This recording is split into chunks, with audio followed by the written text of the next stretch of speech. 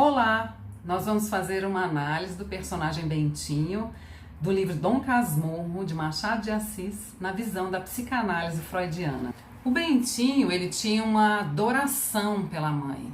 Em várias partes do livro, ele enfatiza a mãe assim de forma perfeita, quase como uma santa. Um dia ele escuta uma conversa entre o José Dias e a mãe, onde o José Dias relata um possível interesse do Bentinho pela Capitu, a vizinha dele, a amiga dele. E ele ficou com raiva disso, só que a nível inconsciente ele não percebia que ele já tinha interesse realmente. A conversa do José Dias veio despertar isso nele. Ele passou a olhar a amiga com um olhar diferente e começou a perceber os detalhes, olhos, boca e o jeito de agir, e isso vem para o consciente e ele passa então a ter certeza do interesse dele pela amiga.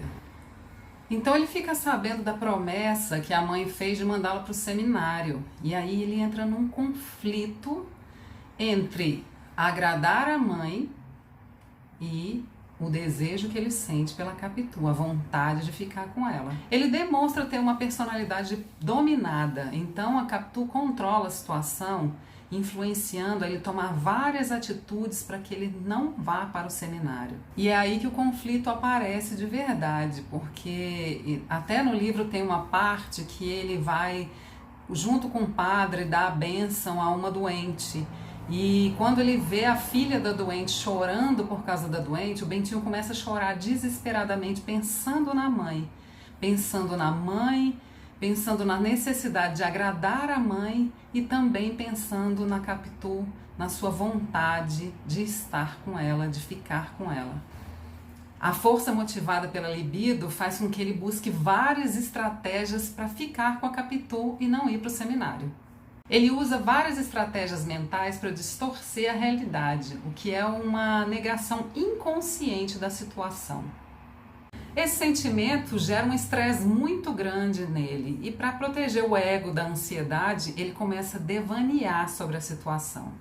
Como, por exemplo, pedir interferência do imperador para que ele não vá para o seminário. Ele viaja nessas questões, pensando que o imperador vai até a casa dele, fica devaneando ali. Ele era muito perturbado pelo conflito entre id, ego e superego, porque a gente até destaca um momento do livro que uma senhora cai na rua e ele vê a cinta liga e ele começa a desejar que várias mulheres caiam na rua, a ponto de no seminário ele até sonhar com isso. Ele começa a sonhar que muitas mulheres estão rodeando ele e ele vê as cintas ligas. E aí ele acorda desse sonho suado e vai se ajoelhar e orar para que esses pensamentos passem. Então ele passa o tempo todo nessa briga entre o id e o superego.